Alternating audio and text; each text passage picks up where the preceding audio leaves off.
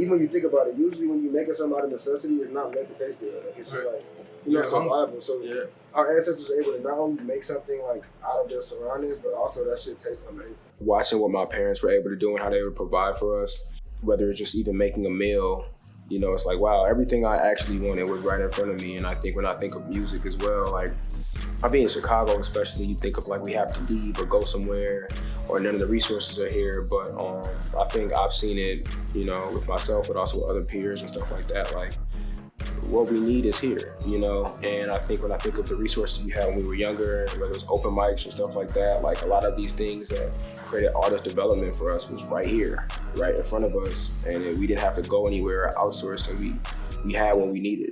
And even like going now as an adult and trying to create resources for people as well, it's like, I don't want people to think they have to go somewhere or leave or like that there's not opportunity in Chicago, because I think there is. And I think that's reflective of the career I have, the career of other people, but also just in how the city is designed. A lot of times like the city is cold, hot, windy, whatever you need, you learn. I feel like you can find everything that is good and bad in the world in Chicago. I think it's a microcosm of everything that's good and bad in the world, and you can find everything you need here.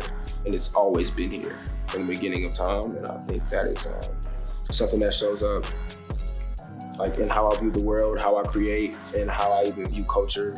So yeah, I think it's super important to just understand that like people have been making things that transcend the idea of normal with the bare minimum their entire lives. And I think that shows up specifically being first gen, because you literally come here and build things from scratch.